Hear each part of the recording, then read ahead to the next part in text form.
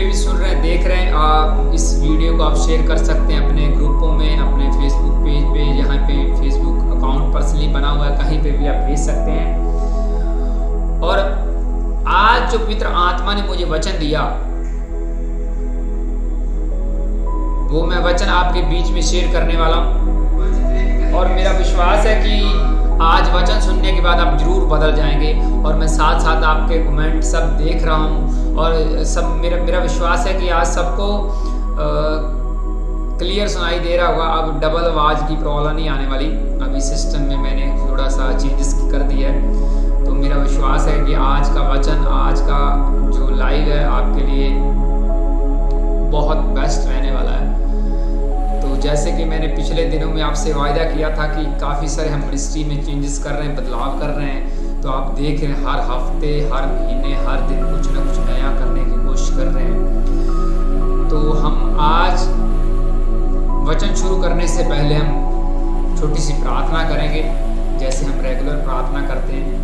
आइए हम आंखों को बंद करें, बाइबल को हाथ में पकड़ें और वचन की प्रार्थना करें और बोले, प्रभु यीशु मसीह जी, पवित्र आत्मा जी, जितना भी हम आज का जो वचन सुने, इन वचनों के द्वारा हमारी ज़िंदगी में बड़ा बदलाव आ जाए। इस वचन के द्वारा हम 100 गुना फल लेकर आएँ और ये फल सदा हमारे पर बने रहें। यीशु मसीह के सामर्थ्य नाम में मांगते हैं, आमीन आमीन।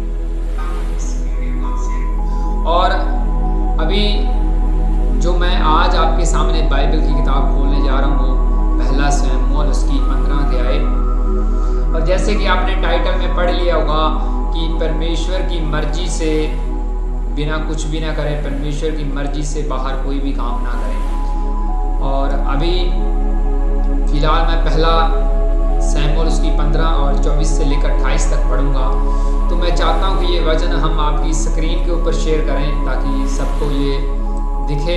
चाहे आपके पास बाइबल नहीं भी मौजूद है तो आप स्क्रीन के ऊपर वचन पढ़ सकते हैं। तो मैं बाइबल की पहला शमूएल और उसकी 15 अध्याय 24 से लेकर 28 तक पढ़ने जा रहा हूँ। तो इसमें लिखा हुआ है कि शाऊल ने शमूएल से कहा, मैंने पाप किया है, मैं तो अपनी प्रजा के लोगों का भय मानकर और उनकी बात सुनकर यहोवा की आज्ञा और तेरी बातों का उल्लंघन किया है। परंतु अब मेरे पास पाप को क्षमा कर और मेरे साथ लौट आ कि मैं यहोवा को दंडवत करूंगा। शमूएल ने शाऊल से कहा कि मैं तेरे साथ ना लौटूंगा, क्योंकि तूने यहोवा की बात को तुच्छ जाना है और यहोवा ने तुझे इस्राएल का राजा होने के लिए तुच्छ जाना है। और इसमें लिखा हुआ है कि शमूएल जो शाऊल को ये बोल रहा है कि तुमने परमेश्वर की बात को तुच्छ जाना है, उसकी बात, उसकी मर्जी से तुम नहीं चले, अपनी मर्जी करते रहे, और इसीलिए अब परमेश्वर ने भी तुम्हारे राजा होने के लिए तुझे तुच्छ जाना है, तुम्हें रिजेक्ट कर दिया है। और तब लिखा हुआ है, तब शमूएल जाने के लिए घूमा और शाऊल ने उसे बांगे को चोर को पकड़ा और वह फट गया। तब शमूएल ने उससे कहा, आज यहोवा ने इस्राएल के राजा को फाड़कर तुझसे छीन लिया और तेरे एक पड़ोसी को जो तुझसे अच्छा है दे दिया है। और इसमें क्या लिखा हुआ है कि जैसे ही शाऊल बहुत सी गलतियां कर रहा था, और इसके कारण परमेश्वर ने उनको रिजेक्ट किया। उसकी जगह एक नया राजा परमेश्वर ने चुना कि हम एक नया राजा खड़ा करेंगे। और जैसे ही ये सारी घटना हो चुकी है, प्रोफेसी हो चुकी है, तो उसी टाइम हम देखते हैं, तो उसी टाइम जो शमूएल है वो वापस जाने की ओर जा रहा है, और रास्ते में उसने फिर उसके कपड़े को पकड़ लिया, उसके चादर को पकड़ लिया, जोर से खींचने की कोशिश की कि मुझे माफ़ कर दो, मुझे छुड़ाओ, मुझे जो मर्जी है मुझे माफ़ कर दो। तो उसी टाइम उसका जो चोगा था, कुर्ता था, फट गया, चादरा जो फट गया, और फिर उसने सेकंड उसी टाइम प्रोफेसी कर दी, अब तुरंत ये काम होने वाला, तुम्हारा राज्य जो है वो ख़त्म हो जाएगा, तुम रिजेक्ट किए जाओगे, तुम नहीं रहोगे। हालेलुया। इसका मतलब क्या है? इसका मतलब ये है कि जब आप गलतियां करते हैं तो शांत रहें। सबसे पहले बात ये, शांत रहें, परमेश्वर की बात को समझे, वचन को समझे कि आपकी गलती कैसे माफ़ी हो सकती है, कैसे आपका पश्चाताप हो सकता है। जैसे आपने टाइटल में पढ़ा कि परमेश्वर की मर्जी से बाहर ना जाएं, तो ये शाऊल जो था बार बार गलतियां कर रहा था, अपने अगुवे की बात को कट कर रहा था, उसको रिजेक्ट कर रहा था, इसीलिए परमेश्वर ने भी फिर उनको रिजेक्ट किया। हालेलुया। जैसे हम इसके विषय में हम बाइबल की और अलग अलग किताबें पढ़ते हैं, जो बलाक राजा के टाइम, बिलेआम के टाइम हम पढ़ते हैं, तो उस टाइम भी वो राजा उसको लेने आया था, उसको एक मैसेज दिया था लोगों के द्वारा कि इस बंदे को भेजो में, उसने फिर वही मिस्टेक, वही हरकत, सब कुछ वही सारा कुछ किया। सेकंड रात फिर पूछने की कोशिश कर रहा है कि परमेश्वर क्या मैं इसके साथ चला जाऊं? तो परमेश्वर ने बोला कि हाँ चले जाओ। कहने का मतलब ये कि वो परमेश्वर की मर्जी से बाहर जाके दूसरी रात फिर वही परमिशन लेने की कोशिश कर रहा है कि परमेश्वर मुझे परमिशन चाहिए इस राजे के साथ, मुझे लोगों के साथ। वो लालच में आ चुका था और वो परमेश्वर के कायदे कानून से बाहर होके फिर से मर्जी से बाहर जाके, वचन से बाहर जाके परमेश्वर से एक अनुमति लेने की कोशिश कर रहा था। और परमेश्वर ने क्या किया, उनको छोड़ दिया कि ठीक है चले जाओ, तुम जा सकते हो। लेकिन फिर भी वो रास्ते में उसकी आफत आ चुकी थी, उसका एंजल आ चुका, उसको मारने की पूरी तैयारी में था।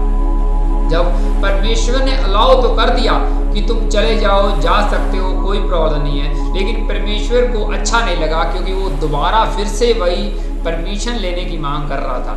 लेकिन परमेश्वर ने अलाउ तो कर दिया, लेकिन परमेश्वर के अंदर एक गुस्सा था, नाराजगी थी कि ये सेकंड टाइम फिर से मेरे से पूछने क्यों आया। और जैसे हम बाइबल की और भी स्टोरियां पढ़ते हैं, अलग अलग स्टोरी पढ़ते हैं, जैसे हम जोना नबी की स्टोरी पढ़ते हैं, तो जब परमेश्वर ने उनको बोला कि जाओ नीनवे के शहर के जो लोग हैं उस लोगों को ये मैसेज दो कि तुम्हारे अंदर पाप बढ़ गया, तुम अपनी माफ़ी मांग लो, पश्चाताप कर लो। लेकिन योना नबी जो उस परमेश्वर की बात को मानना नहीं चाहता था, उसकी मर्जी से विरुद्ध साइड पे होना चाहता था, वो बात को कट करना चाहता था, पर उसने पूरी कोशिश की, वो कहीं और जगह भागने की पूरी तैयारी कर चुका था, उसने किया, लेकिन वो परमेश्वर ने उसको वहाँ से जाने नहीं दिया। जो उसने काम दिया परमेश्वर ने, वो काम करने के लिए उसको जाना ही पड़ा।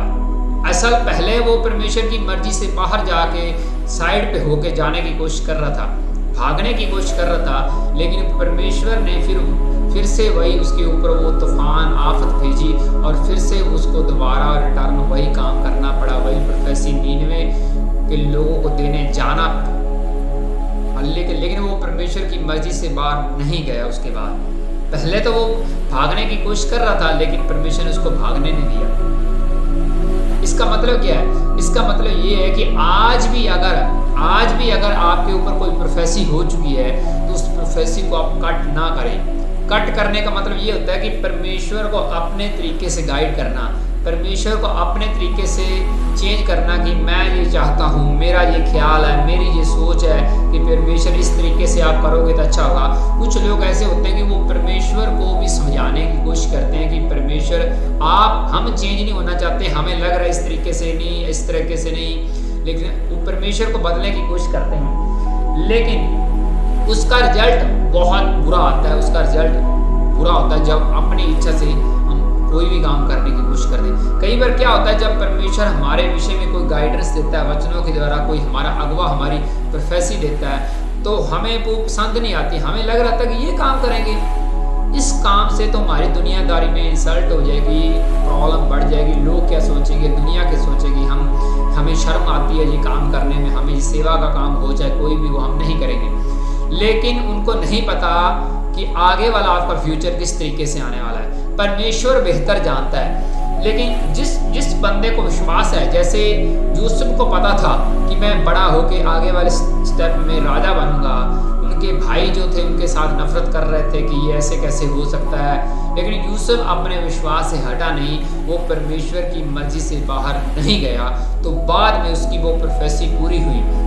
जैसे ही मैं आपके बीच में लाइव होके मैं अभी आपके बीच में वचन शेयर कर रहा हूँ, प्रचार कर रहा हूँ, तो पवित्र आत्मा मुझे बोल रहा है बहुत सी चीज़ें ऐसी होती हैं, बहुत सी ऐसी चीज़ें होती हैं जो स्वर्ग की परमेश्वर ने आपके लिए धरती के ऊपर निर्धारित की होती है, उसने देनी होती है। लेकिन जैसे ही आप उसकी बात को कट करते हैं, आपको लग रहा है कि हम परमेश्वर से बेहतर करने की हम जानते हैं।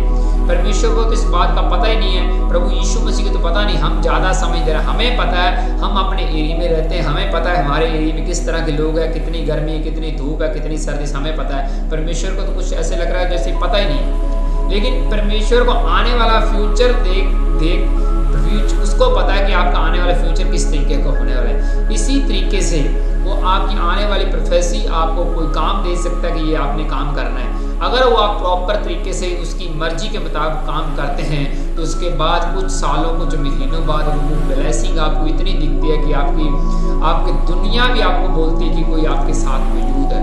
हालेलुया। जिस तरह हमने पिछले दिनों में हमने वचन शेयर किया कि यीशु मसीह के पास एक अंधा आता है, और वो अंधा क्या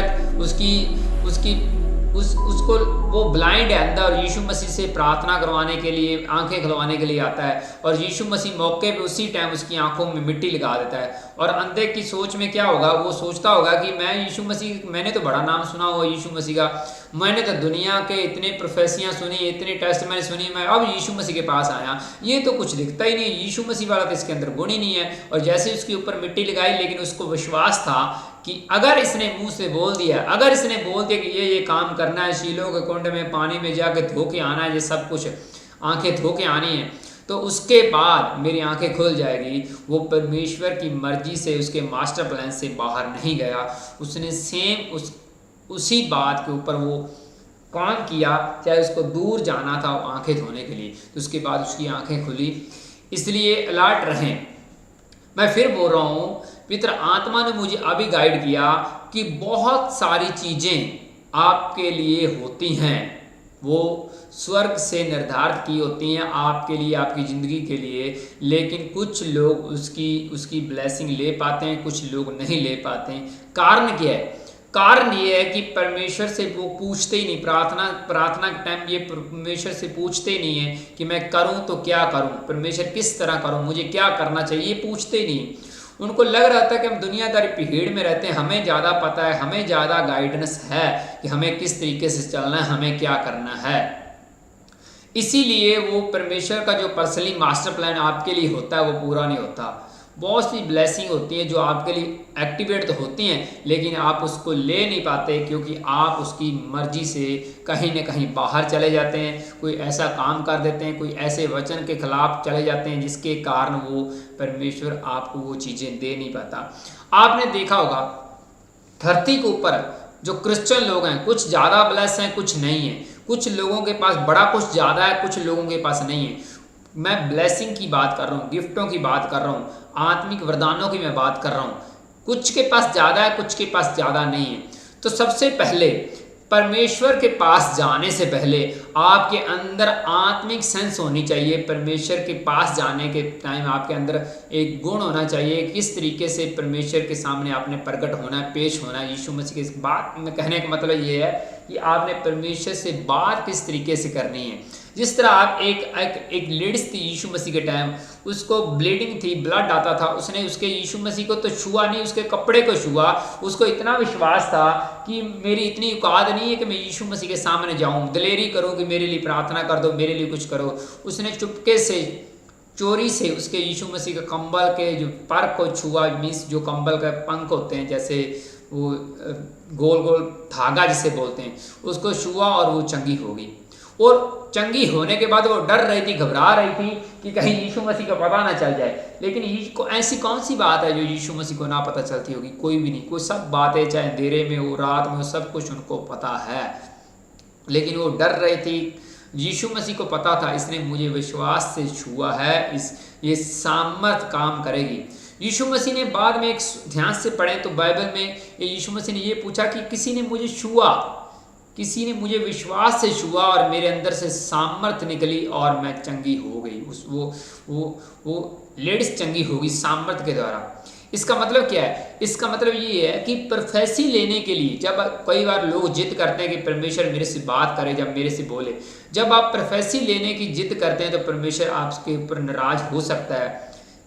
क्यों? क्योंकि आपको पता नहीं प्रोफेसी ये परमेश्वर की ओर से है या शैतान की ओर से है। लोग कंफ्यूज रहते हैं, कभी इधर से कभी इधर पूछने जाते हैं, हाथ दिखाने जाते हैं, बड़ा कुछ होता है धरती में। लेकिन हीलिंग लेने में उस लेडीज के विश्वास के कारण उसको हीलिंग मिली। उस लेडीज ने उसको छुआ तो यीशु मसीह ने बोला, किसने मुझे विश्वास के साथ छुआ है? इसका मतलब क्या है? इसका मतलब ये हुआ कि यीशु मसीह को वो मिली नहीं, यीशु मसीह उसने ले हैंड नहीं करवाई, लेकिन उसके अंदर एक जज्बा था, उसके अंदर एक विश्वास था कि अगर मैं यीशु मसीह के कपड़े को छू लूँगी तो मैं चंगी हो जाऊँगी। वो डरी हुई थी, घबराई हुई थी, उसके पास नहीं जाना चाहती थी, लेकिन फिर भी वो वचन के मुताबिक, जैसे यीशु मसीह ने बोला था, वचन में क्या लिखा, मेरे पास आओ तो मैं तुम्हें आराम दूंगा। वो आराम लेने के लिए यीशु मसीह के पास आई, उसने यीशु मसीह के कपड़े को छुआ और वो चंगी हो चुकी। और यीशु मसीह का वचन कंप्लीट हुआ कि मेरे पास आओ तो मैं आराम दूंगा। लोग यीशु मसीह के पास तो आ जाते हैं, लेकिन अपना विश्वास अधूरा लेके आते हैं। लोगों कारण क्या है? कारण ये है कि परमेश्वर खुली आंखों से हम देख नहीं सकते कि यहाँ पे परमेश्वर बैठा हुआ है, यहाँ पे परमेश्वर बैठा हुआ है। परमेश्वर की सामर्थ, परमेश्वर के चिन्ह चमत्कार, परमेश्वर की प्रोफेसियां, परमेश्वर के वचन, ये हमें सबूत हैं, ये हमें दर्शाते हैं कि परमेश्वर का आत्मा हमारे बीच में मौजूद है। वो हमारे ऊपर इतनी, कोई भी बंदा, किसी भी इंसान के अंदर ये गुण नहीं है कि वो किसी के बारे में विष बोल दे, किसी के बारे में बता दे। पवित्र आत्मा के गुण उसके अंदर होते हैं, पवित्र आत्मा के वरदान उसके अंदर होते हैं। वो उसके दिमाग को गाइड करते हैं कि इसको ये बोल, इसको ये बोल, इसका नाम ये, इसको इस तरीके से ये करना है। परमेश्वर खुद उसके अंदर होके बात करता है नबी के द्वारा। तो फिर उनको क्लैरिटी होती है कि हमने ये पाप किया, हमने ये बुरा किया है। हाँ, वो पाप चाहे कोई भी हो, गलती चाहे कोई भी हो, परमेश्वर को बताने में कोई शर्म नहीं है। कुछ लोग सोचते हैं कि छोटी छोटी बातें तुम बता देते हो कि ये तुमने साबुन चुराया हुआ, तुमने ये चुराया हुआ है। अरे चोरी तो चोरी है, चाहे छोटी हो या बड़ी हो। परमेश्वर की नज़र में चोरी है तो चोरी है। पर ये बातें परमेश्वर इसीलिए प्रकट करता है जब आपकी प्रोफेसी ऐसी होती है कि आपने ये पाप किया, आपने ये गलती की है, तो ये परमेश्वर इसलिए गाइड करता है। ये प्रोफेसी का बताने का मतलब ये होता है कि हम आपको 24 घंटे दिन रात आपके ऊपर, धरती के ऊपर हमारी आंखें आपके ऊपर लगी होती हैं। ये परमेश्वर प्रूफ करता है। अदरवाइज एक नबी को कैसे पता होता है कि इसकी ये, कोई भी व्यक्ति उसके सामने रख दो, कोई भी व्यक्ति उसके सामने खड़ा कर दो, तो पवित्र आत्मा के जो भी उसके अंदर वरदान है वो काम करेंगे, उसका नाम तक बता देंगे। वो नबी प्रॉफिट उनकी विषय में प्रोफेसी बता देंगे, इसका सोल्यूशन कैसे होगा, परमेश्वर आपके विषय में क्या सोच रहा है, आपको हील किस तरीके से करना है। लेकिन ये सारा काम कैसे होता है? विश्वास से होता है। सबसे पहले आप चर्च में आए हैं तो ये आपके अंदर ये होना चाहिए कि मैं यीशु मसीह के घर में आया हूँ। मुझे आते टाइम ही आप सीधे चर्च में जैसे घुटने टेक के पहले दिल से प्रार्थना करो कि परमेश्वर मैं आपके घर में आया हूँ, डरते हुए कांपते हुए, मेरे से कोई गलती ना हो। इस तरीके से बुद्ध की मांग करें, दिन भर की बुद्ध की मांग करें, डर के रहें।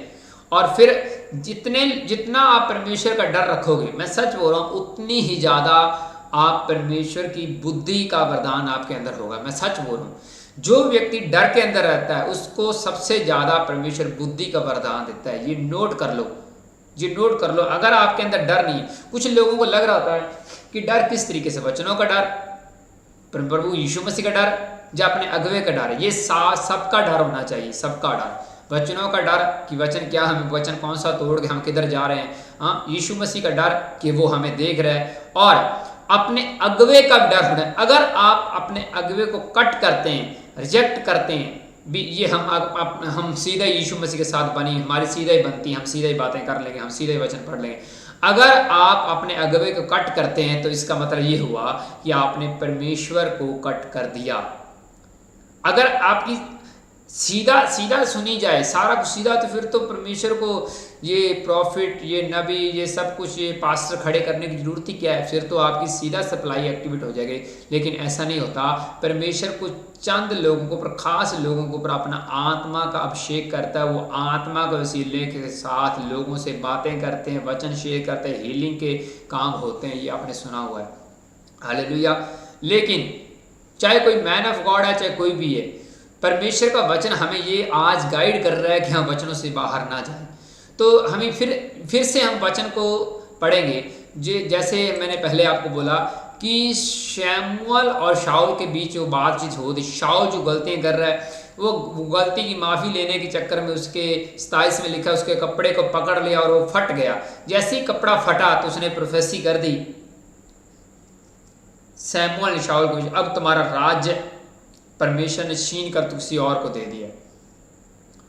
एक और गलती, वो जबरदस्ती कर रहा था, उस अगवे से जबरदस्ती कर रहा था और उसके बाद उसकी प्रोफेसी क्या आई कि तुम्हारा राज्य जो है ये हमारा कपड़ा नहीं फटा, ये तुम्हारा राज्य को फाड़ कर परमेश्वर ने तुझसे लेकर किसी और को दे दिया। हालेलुया। तो इसका मतलब क्या है? इसका मतलब हुआ कि आप जिसको भी अपना अगवा मानते, जो भी आत्मिक गुरु है, पिता है, जो भी तुम बोलते हो, उसके अंडर रहना आपके लिए जरूरी है। अंडर रहना जरूरी है। आप ये नहीं सोच सकते कि हम 1 2 3 1 या 2 आप जिसको भी फॉलो करते हैं, जिस प्रचार की बातें मानते हैं, उनके वचन सुनते हैं, 1 या 2 होने चाहिए, इससे ज़्यादा नहीं।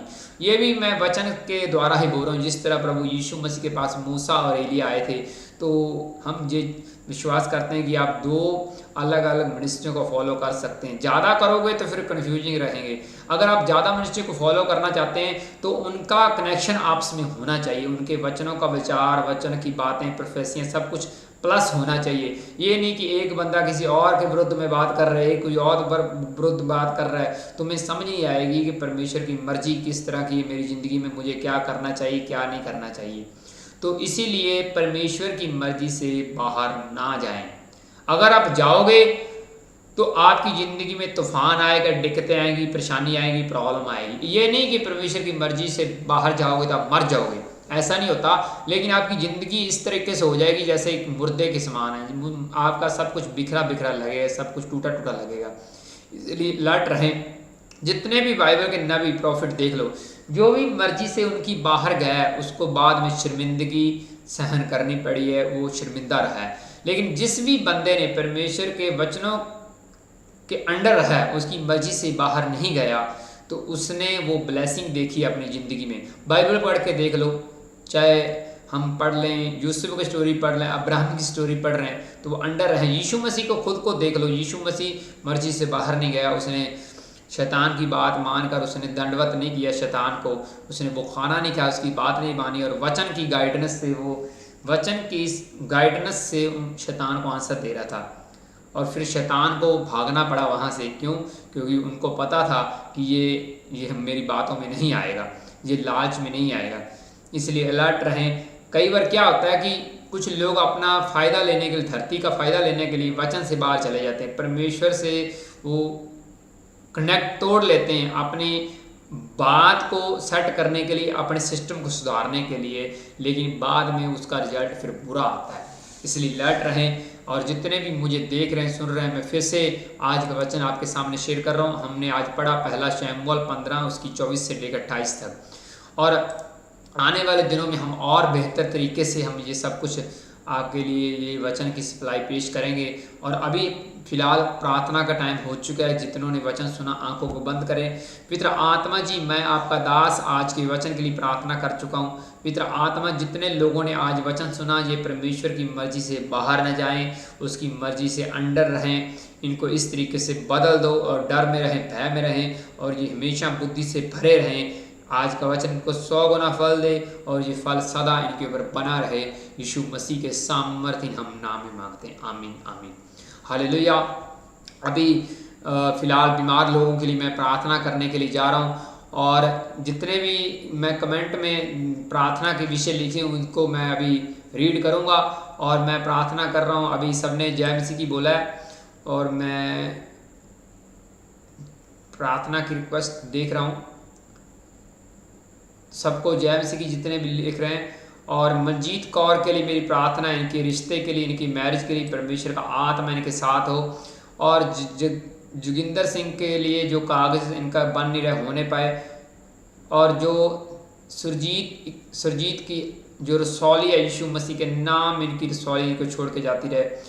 और मेरी प्रेयर है, जितने भी कमेंट कर सबके लिए मेरी प्रार्थना है।